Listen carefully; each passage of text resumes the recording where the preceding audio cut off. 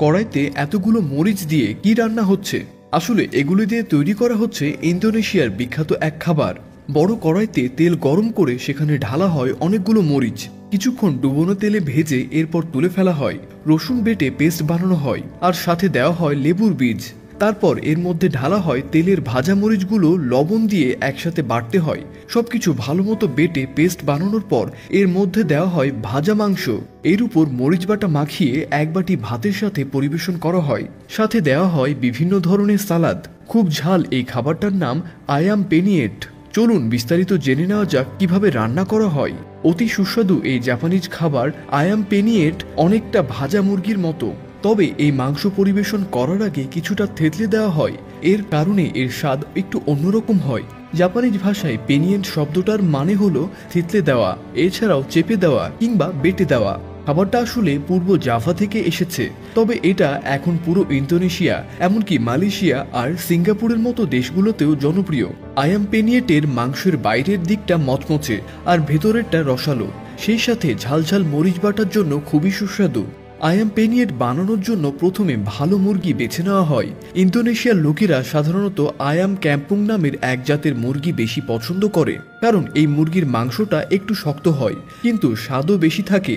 মুরগির মাংস টুকরো করে কেটে মশলার সাথে মাখিয়ে নেওয়া হয়। এতে সাধারণত রসুন, ধনে, হলুদ, লবণ আর কখনো কখনো একটু আদা ব্যবহার করা হয়। মশলাগুলো বেটে একটা পেস্টের মতো তৈরি করা হয় আর মুরগির সব টুকরোর সাথে ভালো করে মাখিয়ে নেওয়া হয়। কিছু রাঁধুনি মাংসের টুকরোগুলোকে কয়েক ঘন্টা রেখে দেয়, আবার কেউ কেউ আরও বেশি স্বাদের জন্য সারা রাত মেরিনেট করে রাখে।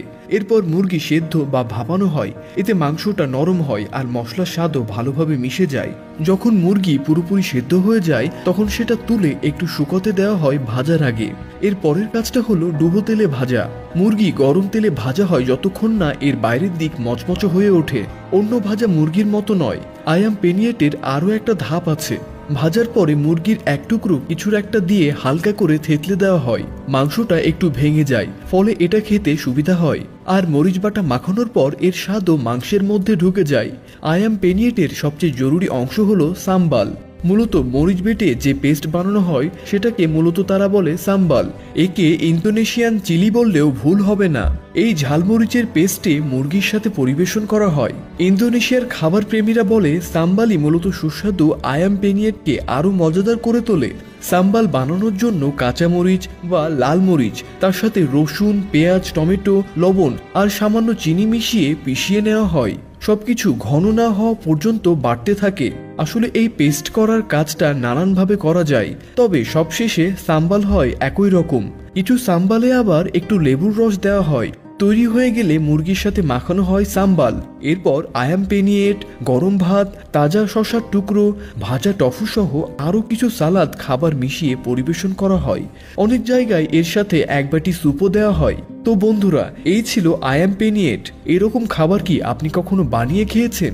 তা অবশ্যই আমাদের কমেন্ট করে জানিয়ে দিন। ভিডিওটি শেষ পর্যন্ত দেখার জন্য আপনাকে অসংখ্য ধন্যবাদ।